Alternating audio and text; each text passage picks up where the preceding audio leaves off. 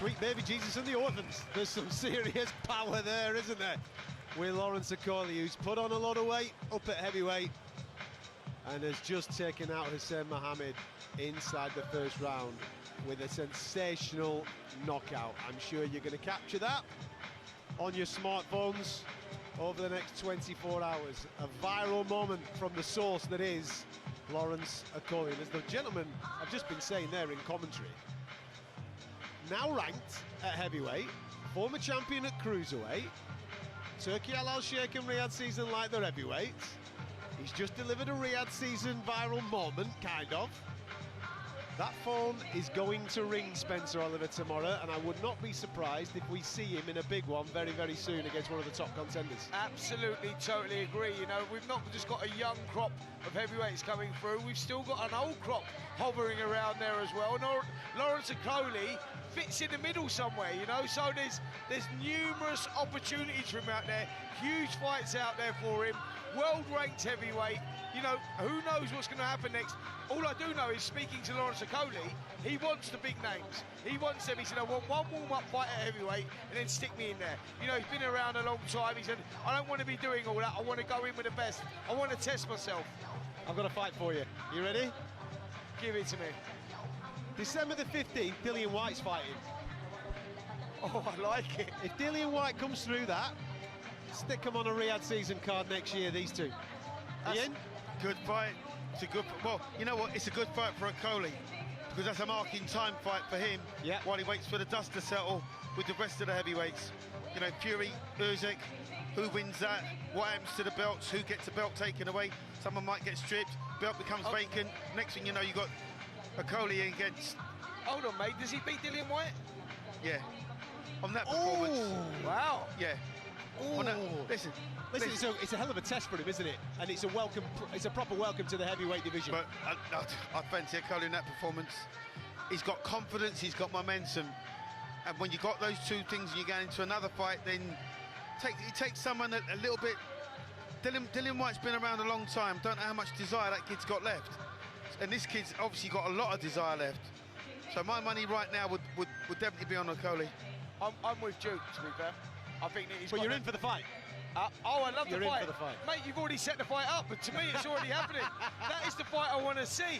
I mean, Dillian Whyte, look, listen, it's a great chance for him to get himself back in the mix, but for Lawrence Okolie to establish himself as a serious heavyweight contender. I'm just looking at the size of him. He's literally stood only a few feet away from us right now, about to go and do his television interviews, and fingers crossed we're going to get a microphone in his face and get him on talkSPORT for you very, very shortly. But that's super impressive, and if you can do that and deliver those particular moments, the phone is absolutely going to ring. When you're a former champion in a division as he has been at cruiserweight, a legitimate weight division as he was, then he's going to be in the mix with the top names, the top contender names, and it's not going to be too far away. Dillian Whyte, Joe Joyce has just caught my eye across the ring. He sat over there. Maybe that's something. Maybe that's something. I don't know. Maybe Joe Joyce is sat over there. You're on fire, mate. Well, you are absolutely on fire. I'm just basically just naming British heavyweights that I'd like to see him maybe in a fight with. But I think Dillian Whyte would be the one. I don't know where you're at, Nate.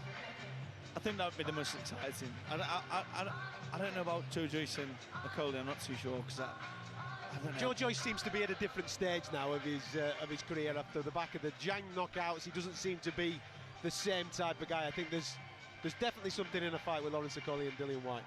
Absolutely, absolutely. And look who's standing next to Okolie. not his coach, the guy in the suit. The guy in the suit who's got all the heavyweights right now. Yeah, exactly. He's making reference to Frank Warren, of course. Frank Warren. What do you reckon he's saying, Jim? What do you reckon he's saying? Lawrence, what one do you want, mate? Give us a name. Give us a name, Lawrence. We'll set it up. Well, you're not going to be spoiled for choice in the Queensberry stable. We've just seen one in David Adelaide come through. Maybe he's a little bit too. He's further back than the Lawrence Okolie. You've got Moses Otauma coming through as well, who's looking absolutely mustard, isn't he? And then you've got Daniel Dubois, who's a belt holder. Listen, Joe, Lawrence Okolie's going to be Johnny Fisher. Mate. Johnny Fisher, here's another one. The heavyweight division is absolutely It's like a pick 'em. It's like a who's who right now. You're a little bit excited, Joe. I am a little bit excited. I've been born into the wrong body. That's why. All I've been thinking is, how can I get to heavyweight? Sometimes. There's some dough up there, mate, isn't there? Oh, big time. That's where we all need to be.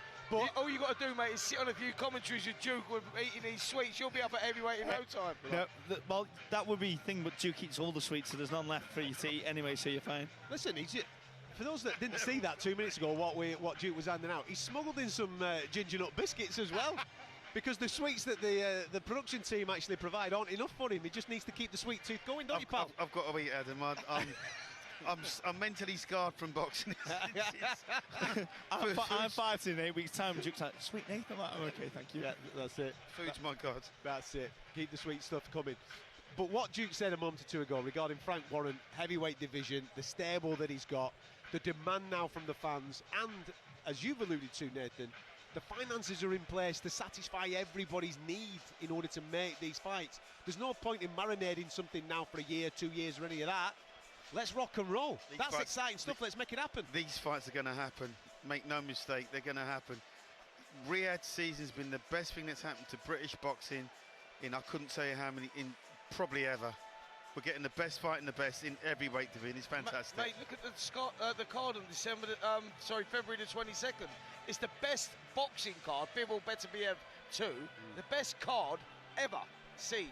You can't go back and find a better card. No, it's the best of my lifetime, and I've been on the planet 43 years. So yeah, all that's left now is just to bring that British atmosphere that you get here over there, and then you've got the complete package. Well, what I'm liking with what they're doing, I think a lot of boxing fans have kind of accepted we're getting the fights, so we're getting that ticked off. And I think they've accepted that from October through to March, the fights are going to take place in Saudi Arabia, and we're probably going to get 3 absolute blockbusters. But what was good last year is that they took it on the road. So they went out to LA, didn't they? And Terence Crawford fought Madrimov out there, which was a great card. And then they brought it to Wembley, where we saw Anthony Joshua and Daniel Dubois. The card underneath it was stacked with a lot of British talent in there doing their thing. So if we're getting 5 of them blockbusters a year, and at least one of them is on British soil, I think that satisfies a lot of British fight fans' thirst for the monster fights. Absolutely. And I was thinking to myself, just imagine Turki Al-Sheikh was about when Mayweather and Pacquiao, when their fight should have been made. We might have seen it 3 times, 5 years previously, previous to when the fight happened. It could have happened. It is crazy what it can happen, what it's making and creating in boxing. Absolutely. I can see an absolute gigantic heavyweight coming our way in a minute. He's just chatting to a few people, having a little bit of a break-in with Dan Aziz and speaking to the fans. You might be able to see him on our watch-along on the talkSPORT Boxing YouTube channel. Definitely get yourself locked into this. You're probably only going to see his belly during this particular interview. But Lawrence Okolie, very kindly, he's coming to join us along with his trainer Joe Gallagher as well, who's here too. There you go, my man. Okay? How are you? Are you all right? You good? Very well indeed, Joe. Great stuff. Lawrence, I listen, can't hear you. well, let's get his headphones on. Yeah, there you go. plugged into something. Let's get him plugged in so he can hear us. Like I said, we're on the talkSPORT Boxing YouTube channel, so you'll be able to watch along. Lawrence, who is currently holding the microphone in his boxing gloves. Listen, the guy is multi-talented. We were talking pre-fight on the commentary about the step up in weight, and obviously on the scales yesterday, weighing in the way that you weighed. Lots of questions as to whether it was good weight or bad weight. Listen, you look light on your feet, nice and bouncy, nice and athletic, and then getting to deliver the killer moment. How has that process been for you, going from 200 up to 260? Well, it's been, obviously, I used to walk around about 240 when I was a cruiserweight. So with extra weightlifting and just the kind of explosive stuff that we're doing, the weight's going up. I still do want to lean up a bit. Joe's been on me, to just get even more athletic, and then my power will even go up. But like in training, we work on being light. So even though I'm heavy, my legs are strong. They're ready to do 10, 12, whatever rounds with whatever weight I've got on me. So yeah, it was good. We were talking as well earlier on with other fighters about gym switches. Obviously, you're working with Joe now, but your lifestyle change. Obviously, being based in the Middle East, getting that sun on your back, keeping a smile on your face whilst you go into training. How important has that been for the next development of Lawrence Okolie? Yeah, no, it's super important because when I was young up and comer, it's all grit and hunger and can I get to the top? And when you do get to a certain level, you need like obviously someone like Joe to be on you to make sure you're working, you're doing this, but then I also have to enjoy it because boxing's such a hard sport that if you're not having a good time, you're not going to be able to bring the best out of yourself. But I've got a new lease of life, got new ambitions, new goals, and we're on it. Give me the roadmap, give me the time frame, man, because activity is going to be key now, isn't it? 100%, and that's one thing that's been promised to me by Queensbury. For me, I'm trying to go whatever it takes to get another world title. It could be next, could be the one after. I might have to have maybe an eliminator or whatever it is to get there. We're on it. Like next year, I aim to be freeweight world champion by summer. But because of your status and who you are and what you've done previously, we've just been throwing around names, the likes of the Dillian Whytes of this world, absolutely. Yeah, Joe don't like that one. Joe's shaking his head. Which one do you want? Who do you want him to fight? Because we're talking about profile fights. He's done the 5 WBC now. That'll get him to number 4, number 3. Zhang's fighting at KBL. If Usyk wins, I think he'll vacate the belt. So Lawrence most will be the winner of that fight there that I just mentioned. And that position, we're not looking behind for people behind us. We're looking ahead of us. He's been 2-8 world champion. We're looking forward. Dillian Whyte's had a great career. Derek Chisora's had a great career. And good luck to him. But now we're looking ahead of us, not behind us. And that's no disrespect. But that type of talk is just nonsense. We're gunning. We'll be number 3 in the WBC, and we're gunning for a world title shot in 2025. There you go, gentlemen. I'll let you crack on with the rest of your night. Thank you very much. Congratulations on the performance. Great stuff. Well done, Joe and Lawrence Okolie there joining us. I kind of like the attitude of looking upwards. Listen, I want to make a big British blockbuster fight with Dillian Whyte. I think it makes an awful lot of sense, but they've got attention and obviously trying to get themselves a belt, and I understand the landscape might look a lot different within 12 months if Usyk is successful and belts get fragmented. He's going to get, I think he gets a vacant title fight somewhere. Listen, once Fury and Usyk, once the dust will settled there, make no mistake, you know, we're going to get an undisputed up, but then one of the belts will become fragmented. This guy's pole position for anybody right now in the world to fight for a world championship, to be a 3-division world champion. So he's in a, you know, cruiserweight, bridgerweight, heavyweight world champion. That's history in the making.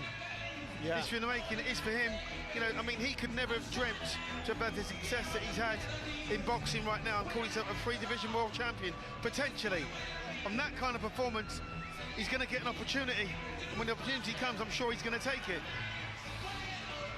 You might be able to hear in the background that the next fight is already making its way to the ring. We are going to be switching over very, very shortly to talkSPORT. 9 o'clock, we're going to be flipping over there, so you might get one round on talkSPORT 2. Are we going with a floater? We are going with a floater, aren't we? Just having a quick look. Yes, we've got the floater fight here that is currently taking place. So whilst that's going on in the background, we'll continue our conversation here on talkSPORT 2 before we flip over to the main channel of talkSPORT at 9 o'clock. So there you go. Make sure you stick with us. We're on the talkSPORT Boxing YouTube channel as well. So come and join us on there and get stuck into all the points of conversation. But as Duke was just saying there's going to be a big opportunity coming Lawrence Okolie's way in the not too distant future where he's going to be fighting, as you just said, probably for a vacant title should they become fragmented. I mean, you know, it's not beyond the realms of possibilities. On that performance, he deserves it. The heavyweight division is a hotbed of division right now. As we've said before, we've touched on it. There are so many good young fighters coming through, all juggling for position. Everybody wants to be champion. And it's going to take somebody very, very exceptional to be the last man standing right now. I mean, I still believe that Daniel Dubois, he's the man to beat right now in that division. That guy is absolutely on fire and looks like he's got everything. He's got a great fight lined up though with Joseph Parker, hasn't he? I mean, that's a tough fight for him. It's a tough fight, but it's a fight I expect him to come through with flying colours. We haven't seen the best of Daniel Dubois just yet. He's very much, he's improving all the time. Yeah. You can set it with his confidence, and I think we'll see an even better Daniel Dubois against Joseph Parker than we saw against Anthony Joshua. And I agree. I mean, I know you might be split on that, but he was just a different animal. With Joshua, he was ferocious. He came out, just put it straight on him and absolutely battered him. It is a great fight, though, because of what Joseph Parker's done in his last couple in particular. I'm a big fan of meritocracy. If you earn it, you should get the opportunity. He's beaten Zhang, he's beaten Wilder, defused the Wilder bomb, defused the Zhang bomb, got off the mat on that as well. And now he's got his opportunity to fight for a world title against, like you just said, the hottest prospect, hottest talent, I suppose, in the division in Daniel Dubois. It's a belter. absolute belter. Heavyweight division's on fire. On AM, on DAB, via the talkSPORT app and on your smart speaker. talkSPORT.